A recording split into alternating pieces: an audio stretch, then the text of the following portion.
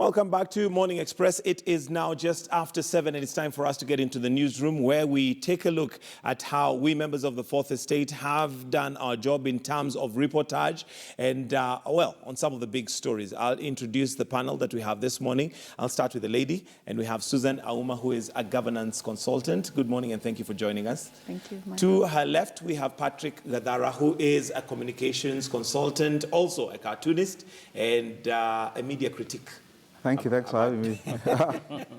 Last but not least, we have William Okech, who is an advocate of the High Court. And ladies and gentlemen, thank you for joining us this morning. This is the newsroom. Now, let's start with, of course, what is on part of the headlines this morning, and that is to do with the voter registration exercise that has been going on, and also IEBC. And I'll start with you, Susan. The question that we have asked this morning is whether, given the interference, or let me put it this way, the challenges that the IEBC is facing from left, right, and center, are they in a position to deliver credible results?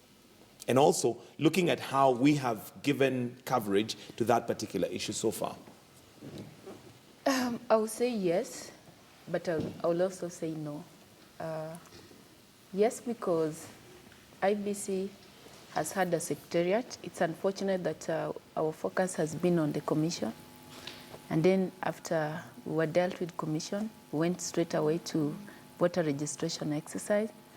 But questions that were raised in the last election, which made the IBC results to be seen as if it was not credible, are still at large. For instance, issues of register. Even up to now, the register is being updated with the new numbers, but which register? Which register? Which register are we talking about? So those are still issues. You remember when the Inter-Party, was it Interparliamentary Committee, when it met to try and sort out the impasse, we were supposed to have an audit firm that was supposed to help clean up the audit this register. That KPMG, I think, to be KPMG, that hasn't happened. We still have a challenge in regard to even procurement. I mean, the tenders of the ballot papers, and we have only five months and probably 20 or so days remaining to the poll. So those are some of the challenges. I don't know how they're going to go about it. Well, I saw them yesterday trying to plead to political class to be able kind of give them an environment through which, you know, pull out those cases and what. But the issues that made people to put question mark to them as whether as institution can carry out credible election are still at large. We don't know which register we're going to use. Okay, have we made it very clear now in terms of how we've reported and put these particular challenges and issues to the electorate and to the public? You have not. As the media, you have not. As the media, what you've been focusing on, as I've said, you know, the media sets the agenda, unfortunately, in this country. Do we really set the agenda? You set the... No, not really. In terms of what you feed the people, and unfortunately, it's the politicians' agenda that you propel. What we've been seeing in the last 3 weeks or so, the last 4 months, the last 1 month of MVR, has been Rift Valley, Raila's stronghold, I don't know, Uhuru stronghold, Jubilee, CORD, NASA, you know, and we forget about to us the very, very issues that has always put IBC in the limelight. Like, okay, I'll come back to you on how maybe then you'd have expected us to do that. But let me hear from Gadara. I can see him nodding his head in disagreement. Gadara. Well, just to an extent, especially on the sense that the media doesn't really set the agenda. They really just parrot the agenda of the politicians. Is that the way it's meant to be? No, it's not meant to be that way. Are you saying that the media parrots just, although with the... Well, the fact is, we are going into an election now without having, as Susan says, sorted out the issues that were problematic in the last election, actually in the election before that. You know, we haven't had an audit of the electoral system, of the electoral process, you know, since 2013. You know, so how do we know what is wrong with it? We are still doing ad hoc fixes here and there, which are largely driven by the interests of politicians. So when last year they reconstituted, which was basically another IPPG, to sit down and work out some reforms to the system. They really concentrated only on the IEBC, not the system as a whole. And I think the media sort of played along with this, did not call them out on that. And I think that even now, with the shortened time we have, we still need to insist on what are the issues that need to be fixed. There's a real push, I think, by people to sort of expedite it, just get it over with, let's get the procurement done, etc. Without actually looking, what is the goal? It's not simply to have an election, it's to have a credible one. And the biggest security challenge that this country has is the election. It's the one thing that has almost taken us over the brink, as happened in 2008. So we shouldn't really take it lightly. We need to insist that an audit is done, that everything that is to do with the election is done in a fair and transparent manner. When you've got the government officials calling up people to tell them to register, chiefs, PSs being involved in this, we really need to ask questions about why this. That is happening. Yes, essentially, in what sense is the government involved in this? It should be an independent exercise carried out by the IEBC. Are they not already compromising the integrity of the elections by being seen to become involved? And the media is silent about this. I know the Standard did one piece that said, well, the part of the Jubilee strategy is to use chiefs. Well, chiefs are not Jubilee employees. They are public employees. They have no business calling up. How do they get people's numbers, etc.? All these are questions that need to be answered. Who is being called? Is it everybody in the country? Is it just a few people? Are they simply looking for to boost up registration in Jubilee parts of the country, or parts of the country that are perceived as supporting Jubilee, which is pre-rigging the election? That's what they're actually doing, and they need to be called out on that. When it comes to the IEBC, the questions regarding procurement, regarding the audit of the register and whether KPMG is able or not to do, are things that really need to be ventilated and fixed. And the basic problem of it is, as I said, first, there has been no audit of the electoral system to figure out what the problems are. And secondly, the way the IEBC has carried out this exercise has been in a very opaque manner. From the selection of IEBC commissioners, which, how they cut out 720 people from that process is something we don't know. Nobody has explained it. All the how decisions are being made now. Essentially, yes. So you need to shine a spotlight on this so that if we do go on, and I think it's doubtful whether we might end up with an election on the 8th, given the timelines and what Chiloba has been saying, I think that we really need to shine a spotlight on what the actual problems are from a wider perspective of the entire system, so that people can actually get to grips with those, and we see what we actually need to do to ensure that whatever election we have is actually a credible one. All right. William, do you agree that possibly as media we've not been shining the spotlight on the necessary areas, dark areas, and as a result we are basically just playing catch-up? Not really. I hold a contrary opinion. I think the media has really highlighted especially the issue of some certain technical, systematic obstacles with regard to access to registration, securing IDs for the youth. The media has also come out forcefully to highlight instances of where government officials kind of interfere in the process. The issue of CS Kainseri was in the media when he was giving this man of instructions to the chiefs. In the government perceived strongholds that you have the mandate to rally people and to come out. I think that one was being given targets. Yes, that was being given targets. That one was captured very well. And I think more so because in this duration of time, there has also been an avalanche of national crisis. We had the drought, which the media also had to focus on. We had the doctor strike. Yes, the issue of the doctor strike. It has been a very difficult time. But specifically on this issue of voters registration, I think the media has given it that coverage, especially the mobilization by the different political leaders calling out on their supporters to come out and vote. But however, on the part of the government, I think it was a case of too little, too late, because the government, being the government in power, had the obligation to ease in some of these things much earlier. This is a government that came in on the platform of ICT, all these issues should have been integrated a long time ago. As I said, I could not really see a reason why citizens can use their ID as an integrated document to even be registered as a voter, so that you don't have to get an ID first and then again have to register. I have my ID, I'm integrated, I can vote. Okay. Yes. Susan, yeah, you wanted to say something? Yeah, at first, actually, I don't agree with him. Is that what the What media part has don't been... you agree with him? The fact that he's praising the media for having highlighted the issues. I don't think they've done it in a very effective manner. What is it that we have not what done the that media would have has done been differently, telling Susan? us is what we already know. In fact, when it comes to issues, all these malpractices that have been experienced during, most of these issues have first been highlighted in the social media. So what the media has been telling us is what is already outside there. But like Gadara said, the issues that Kenyans right now need to know, like you need to give us an analysis of some of those areas that are still in the dark. The very, very issues that made us to doubt whether IEBC can be able to handle credible elections. And like I've said, this voter, well, come out and vote. This has been the song, has been there. And I agree with him only on that part, saying the government has also been biased during the whole of this exercise.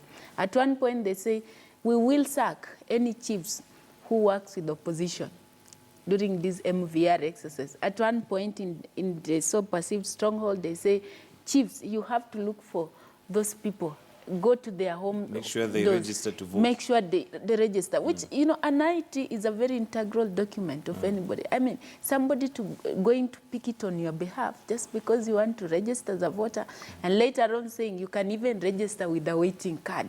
Honestly, and to me, I thought you're given a waiting card. There are certain processes that are done to even vetting. Are you a Kenyan?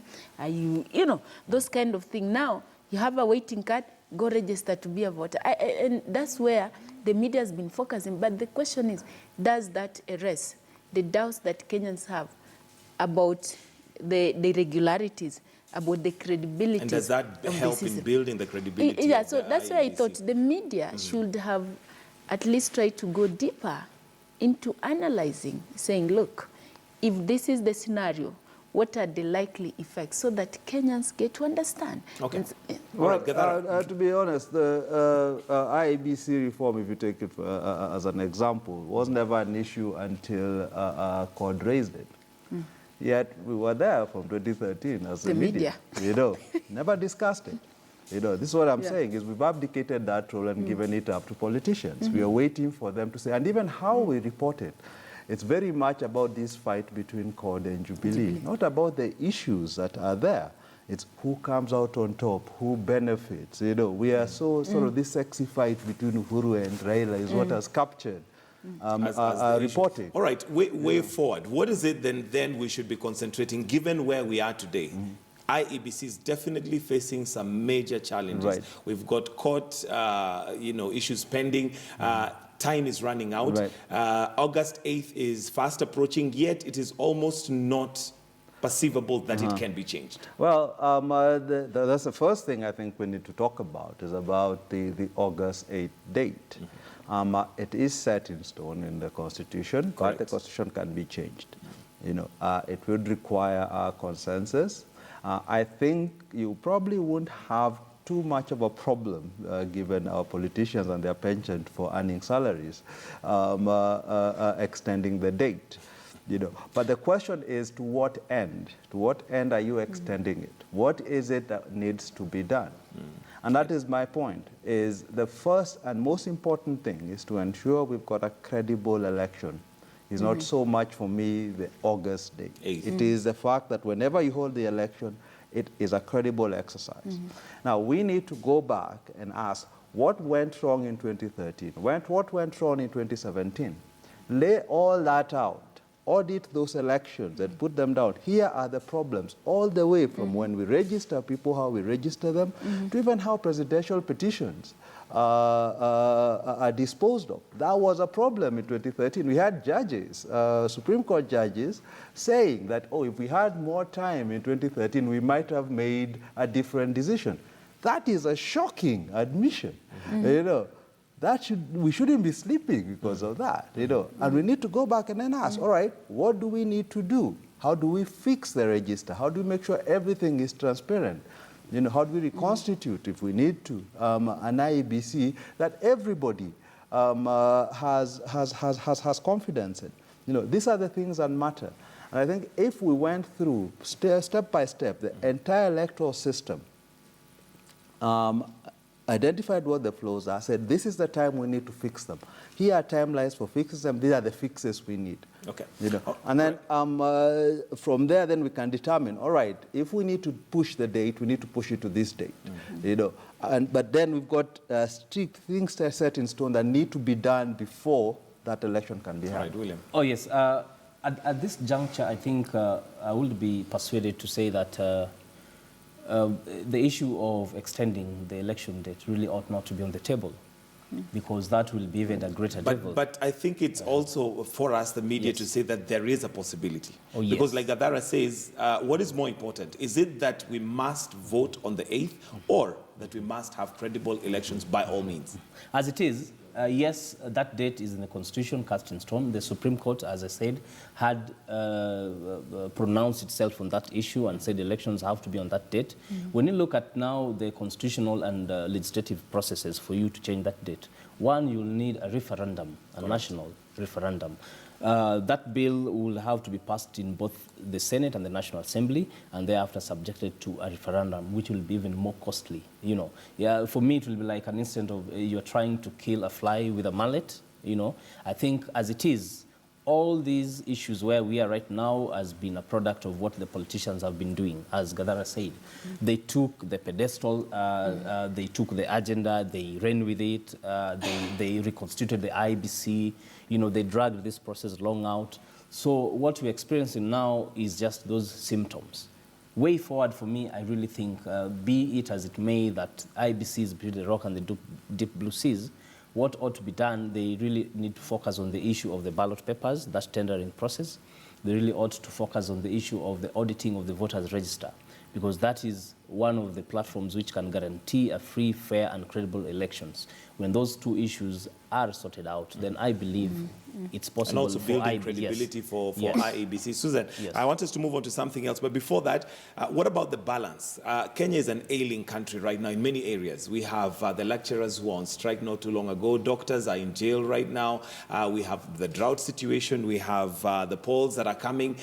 Our balance of the stories, have we concentrated so much, because we've been accused of this many times, concentrated so much on the political end that we forget the human interest? For instance, drought. I think we did. I think we did. We focused so much on the voter registration. And I remember last time we were here, I had just read something in the social media, which people were so mad, saying, look, Kenya is the only country where lecture halls are empty, where hospital benches are empty, where taps are dry, but then where voter registration is an emergency. It's a national emergency. So what does that say? We focus so much there, and it's such an irony, because I thought what the media should have done, honestly, yes, we are urging people, come out and register as voters. On the side, should also have shown us how many people are dying. Because they cannot access Medicare. How many people are dying? In Turkana, I've tried to see some sort of balance, and I must go back to social media, where they will say... It looks like social media is your source. No, it's not my source. I mean, Unfortunately, as opposed to traditional no, media. that's what gives us the 411 first, before we get it to the mainstream Although media. social media is within a certain group of people. Exactly, but look at what, in comparing what they see. See that dance that the president was having?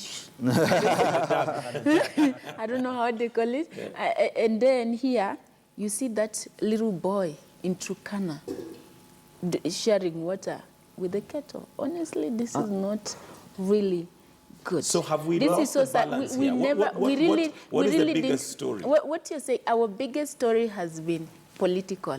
Our biggest story has been how many numbers, the muscle between the opposition and the government. Our biggest story has been to telling people, and this has been the banner headlines anyway in all these dailies. You see, look here, Rift Valley is having this number, those numbers in Rift Valley. Just a quick one on that one. Okay, I think fine, much as the media has also tried to distribute its attention to different stories, we should also really not forget that this also, it's an enterprise being run, and there's a bottom line. And for that bottom line to be met, you know, certain stories have to be given prominence. So I think that... I'm not sure that is true.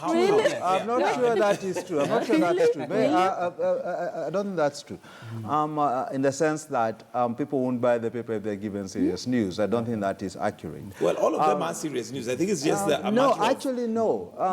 There's a distinction that you drew at the beginning of your question, which I think points to what the problem is. Is you talk of politics and you talk of human interest. Correct. You talk drought as human interest. No, drought should be the stuff of our politics. Our problem is that our definition of politics, and our politics is simply about power. It's about what politicians want, not about what is in it for citizens. So take the drought, for example. It is not a surprise that we have drought. Every 10 years we have drought. You know, it was expected, it was announced that the drought is coming. It was predicted that it's coming. Well, where was it in our newspapers asking our people, our politicians, what are you doing about the drought that is coming? Absolutely. It's all ignored. We are playing their game. We are discussing their issues. You know, and this is my fault, how I fault the media, is that it is not concentrating on what the people's issues are. You know, so everything is being presented as if it is an emergency. It came out of nowhere. Yet we knew there was a CBA with doctors from 2013. For months, they kept saying, we are going to go on strike. Well, not so much what is discussion lacking, of it. What is lacking? Because so all that information... What is lacking is that our media doesn't concentrate on people's issues and then bring and set up an agenda for politicians and force politicians to talk about How do we force them to do that? Because if I look at drought, right now on KTN News, we are running what we're calling drought diaries, and literally we are going into those drought-ridden areas just to literally bring the picture of what's happening there. You're doing it where the drought has hit. Exactly. Where were you a month ago? Where were you a year ago? This is my point. But a year ago, you were talking about, IEBC. No, what will Raila get? But the drought has hit us now. Are we going to come the drought we knew it was coming, didn't we? It was predictable. It was predicted. And actually, it hasn't hit us now. People have actually been starving and been hungry for quite a long time. You know, and we knew this was coming. This is my point, is we cannot ignore that we knew it, and we did nothing about it. We waited till there was a crisis. You know, and I think that if our media actually goes back and sort of rethinks its role and starts talking about what are the problems of society and how do we get our politicians, you know, how do we force them not to talk about their problems, but about our issues, when our headlines are not about their issues, the fight between... About Wanjiku and... about our problems, then we'll have made a step forward. I do think that at times it's, as much as there's been that coverage of politics, to me, I think it will not be right to say that the media has done absolutely nothing with regard to even that issue of drought. we have seen here coverage about issues of environmental degradation, issues of global warming. They've been covered several times. And some of these factors are the ones which have, over the time, led into this issue. The media has been saying, you should conserve our forests, conserve our water towers. If you do not do this, we are going to be faced by issues of drought and such like the one that we have now. So I think the media has not done nothing at all.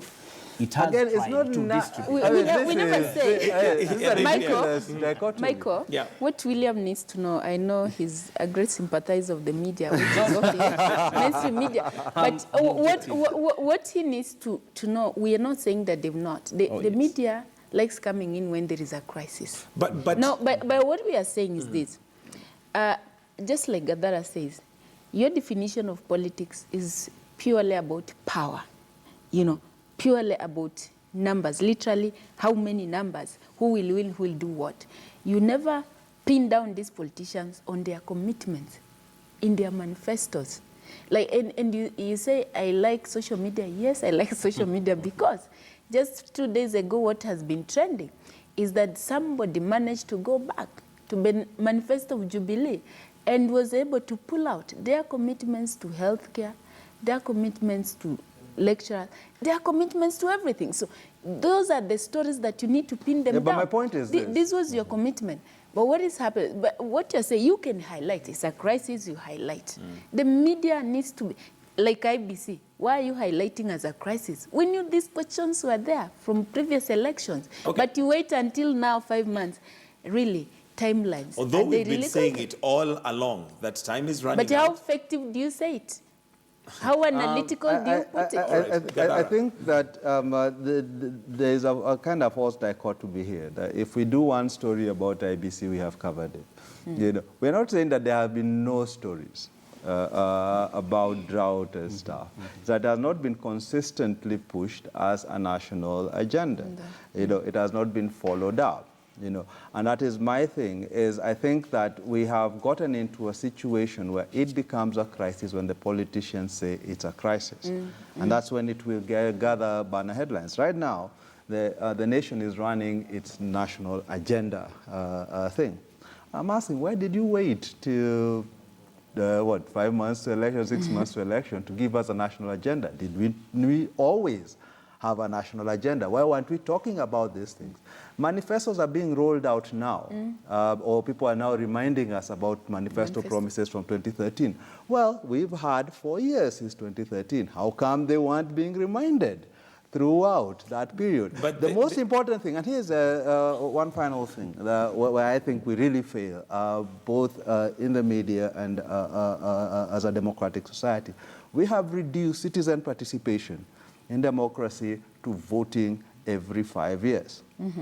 And what happens in between those 5 years, they're told, wait, live with those consequences till you can vote again. What we have failed to understand, it is the ability to hold politicians and public officials to account in that, within that 5 years. That is the most important aspect of a democracy. It is not the vote. And we have privileged the vote. We have kept saying, register and vote. What happens afterwards? Well, nobody cares too much. Until the next 5 years. Right, and all the stealing happens in between these 5 years. That's when we need to be active as citizens. That's when we need an active media. That's when we need an active civil society. Yet, when government goes out and crashes civil society, our media is silent. Just throwing back one to you, on the issue of stealing, don't you think the media has been on the lead front in highlighting those issues? I think on the issue of stealing, the media has actually been following up. So take NYS. Not following up by itself. Yes. Following up on what the politicians say. Take NYS, Raila raises it. Eurobond, Raila raises it. You know, what was happening? Why wasn't it our media finding out and coming and telling us? You know, they were waiting to be told by the politicians, this is important. Okay. And this is the problem we have. Yeah, we keep playing their game, not ours. So are you saying inadvertently that it is the politicians that actually set the agenda and all we do is follow up? Right. Yes. Okay. And how do we change that script? Let's look at the drought right now. And I mean, again, putting this as a benchmark and saying, let's move forward. Looking at the drought, we have drought diaries, which is basically highlighting what's happening. Mashinani.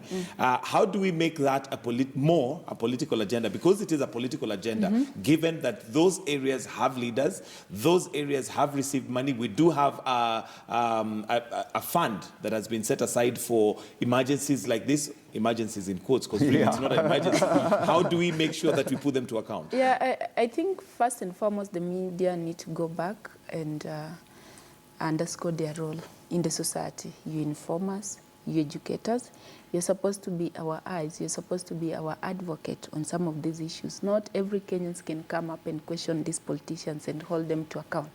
You are the medium through which you can be able to do that. And secondly, the media also are Kenyans. Most of you are all Kenyans, and you understand. You also affected. if you are not the victim, but you're also affected in one way or another. And so where is that human interest? So you need to go back and be on the side of the people and be able to, politicians can tell you, I'm going to do I need to be re-elected.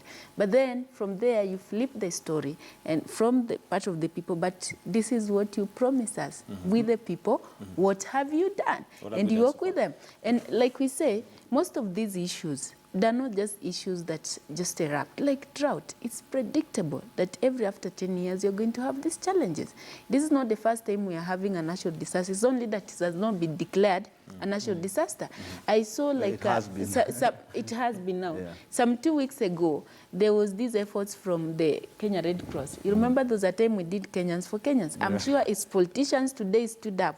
The CORD leadership, or rather the NASA leadership, and the Jubilee leadership and say, now, let's do Kenyans for Kenyans. Media is going to run with that story. And within 24 hours, we will flag off things and will have contributed. In 2014, Uhuru Kenyatta flagging off aid convoys out. It's the same thing we are doing.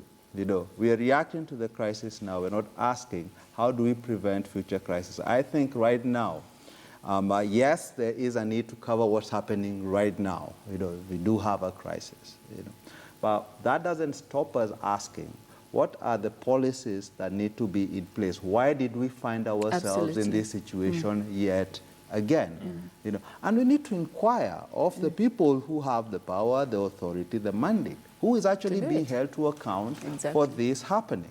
I think when you have at the highest levels of the national government, your two principals, let's call them, the vice president, I mean the deputy president and the president saying different things.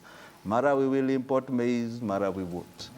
You know, Ruto comes out and says, there's enough food, you don't need aid. Then the president comes and says, no, actually, you're declaring a national disaster. We need people to help us. You know, there is a big split within government, you know, but they are not articulating, aside from now and trying to deliver aid, what are we going to do?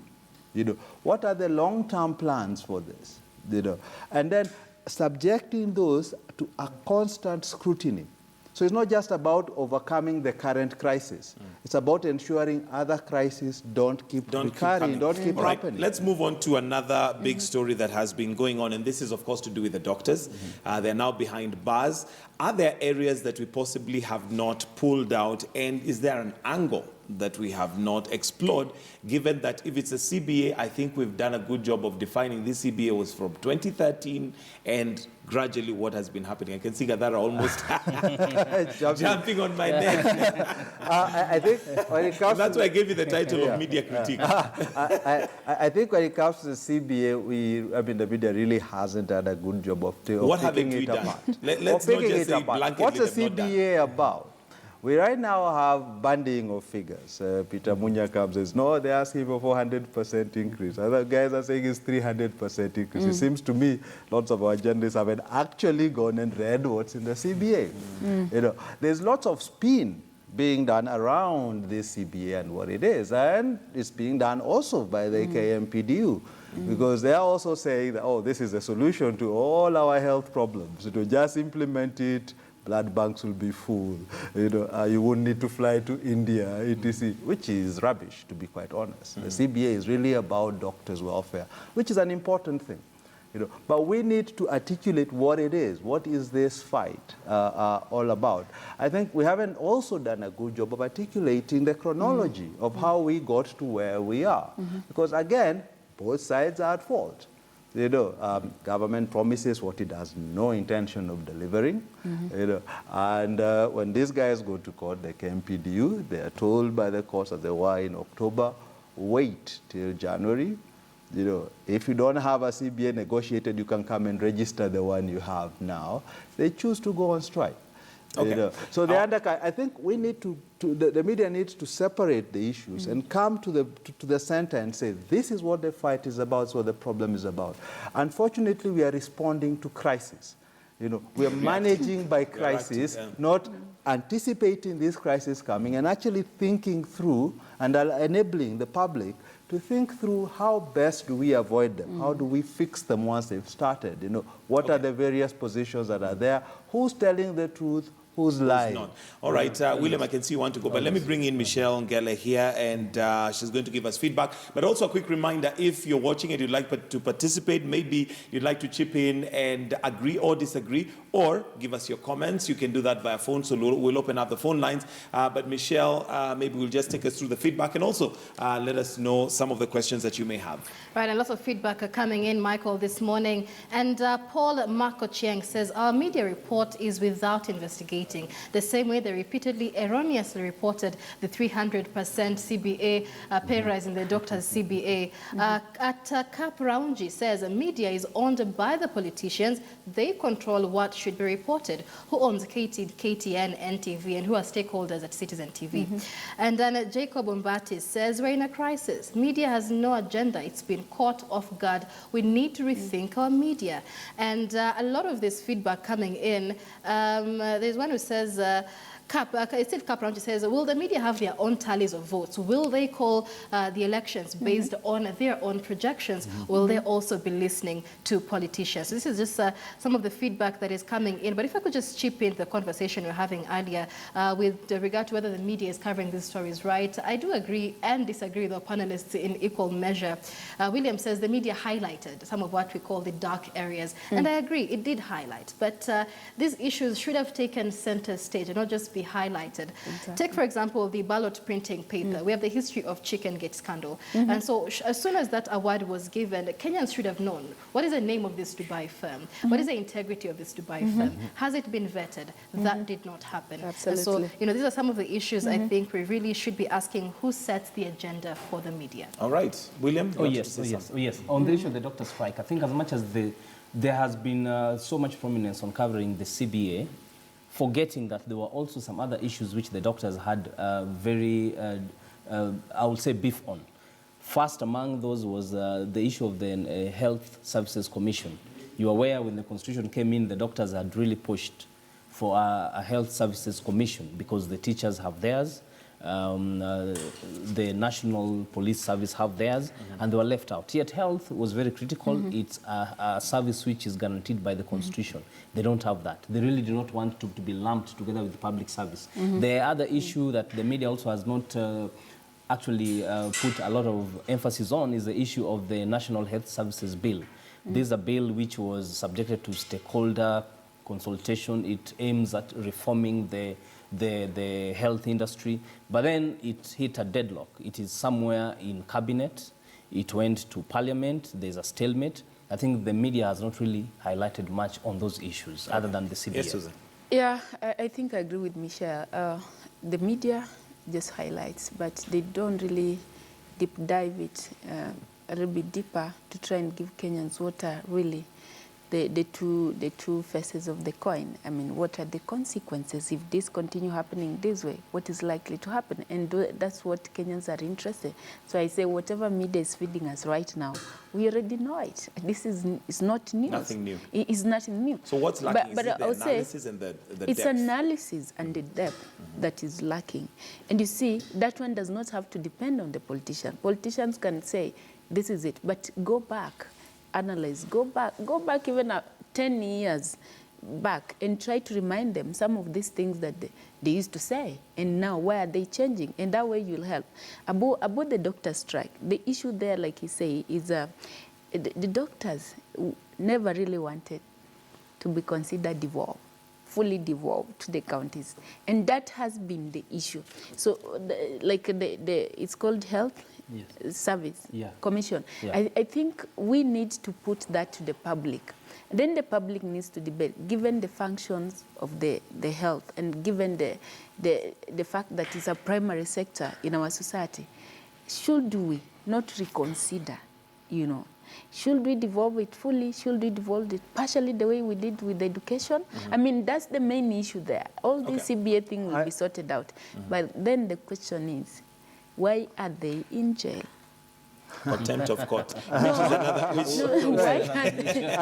just them? Right. Compared to others who have Why isn't contempt of CS? court. Yeah, all those, yeah. All right. Right. I think there's a sense in which there is no context introduced into this discussion, into this debate.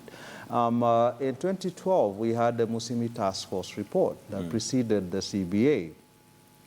I was brought in specifically because of the 2011 strike by doctors, and it was actually dealing, and you had KMPADU, I mean, I think about half of the members of that task force, came up with a wide range of recommendations on everything, from doctors' pay, the health commission, ambulances, whatever.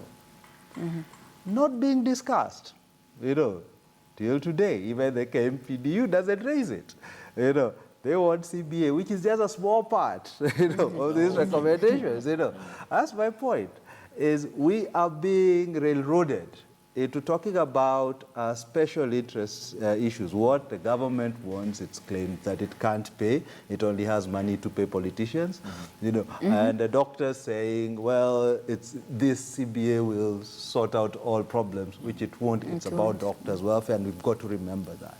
We need to have a wider discussion. When it comes to devolution, I think how we define what we mean by saying that health has been devolved needs to be queried.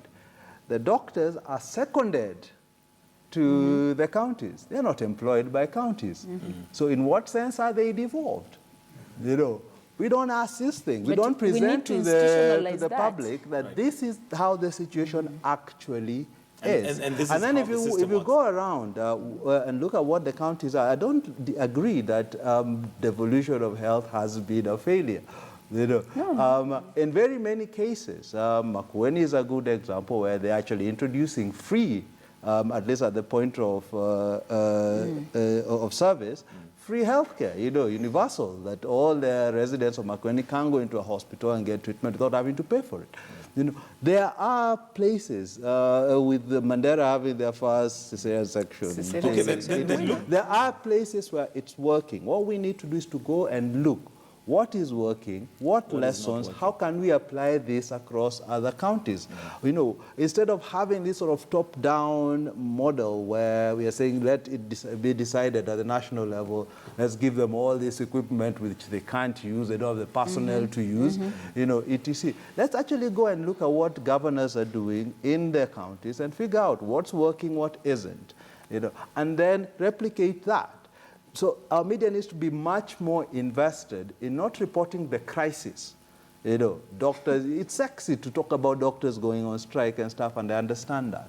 But there are bigger, wider issues with the health systems that we need to look, interrogate, and then enable the public to discuss and enable those. Okay. I think all this brings us to the question of the independence of the Kenyan media, because some of the comments coming in on social media, of course, asking who owns the media, right? Exactly. Politicians, stakeholders in most of these media houses. And the question, like Kapi is asking, will the media, during the elections, for example, have their own tallies? Will they project results based on their own individual tallying stations? The independence of the media. I mean, if you remember S.K. Masharia's presentation to the Senate, Yes. he says we had independent tallies in 92, in 97, in 2002. Well, what they? That's my whole point. Is why did you then release those? But there is also a legal issue because in the Elections Act and I think in the IEBC Act, one of the two, there are limitations that are placed on media. But we don't go and discuss this. We don't bring it out and say, as media, we need this law changed. We need this law removed so we can call elections. And I think that's part of the entire whatever basket of electoral reforms that we need, so that we've got a system that holds the official one to account. If the media can call the elections, they've got people at polling booths, etc. It makes it harder for the IEBC to produce manufactured figures elsewhere because there's something we can check them against. And that's my whole point, is we need to rethink the entire system. The whole scope. Okay, let me hear from you then. Michael, I agree with the questions which are being posed, who owns the media and why can't the media also have this independence?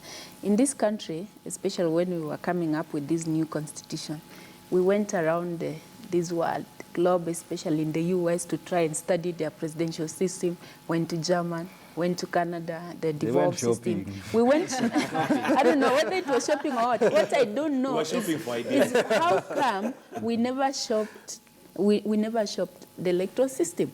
Because look at the US, they do the election with we don't even know. Well, there is still allegations of interference in the US Right. media. Yeah, yes, I know they are, but you see, by the time you go to sleep, you have some indication who has won, who has not won. You see? But I remember even in 2007, KTN, to be honest, we had all this system across the country. But now when it came, now the opposition say, can you use the evidence? Now the question, who owns the media? Comes up. Comes up. So, so should the media be independent? Now we have even a state-owned media. What should be the role of the state-owned media? I mean, Right. KBC. Probably KBC then should have all those sole rights to be able to we can depend on it. But again, is it really as independent as it should be? Okay. All right. Now, another big story that I'd like to hear your comments, because I see we're running out of time, is narcotics. We have the whole war on drugs, and at some point it took a political angle. But I'm sure Gadara will say it's also political in one way or the other because it affects the people. But in regards to this war, which possibly may have started a while ago, I remember seeing on the newspapers some leaders, who were implicated, or persons of interest is what the US referred to them as. But that came and has disappeared. Are we again going to have that disappear until another big story comes up? Well, certainly so. I think Kenya has had a cat and mouse game on the issue of tackling the use and trafficking of those substances. The government has seemed to take it very passionately. You cannot understand, maybe because we are approaching the elections, but then it is in the public domain that those drug traffickers, they are well coordinated, well networked internationally. And they've tried to use this technique which has worked elsewhere, especially in Latin America, where if you want to camouflage your operations, then you, using this illicit money, you endear yourself to the public, you get yourself elected to positions of authority, be it in the Senate, National Assembly, be it in the executive. And thereafter, now from those levels, you can be able to manipulate, stall investigations, distract investigations, I think on that issue, the media has covered it very well, ever since the issue of the explosion of that ship, the issue of the heroin. Questions as to whether there was any narcotics in there. If there was any. I think now what the government ought to do, that fight was to be genuine. It should not be politicized. It ought to be genuine. It should net both. Be they in government or opposition, it should be a genuine fight. Susan, your take on narcotics and how we have... I think we lack commitment to fight narcotics. When you say we, do you mean the media? We do you lack mean the government and probably the society as a whole. It only comes up in the media when the US shows its face. When you hear Americans have come here, Akasha's brothers have gone. Now, that will be the first thing. No, but it's, every time we've had this story going there, US has sent a signal.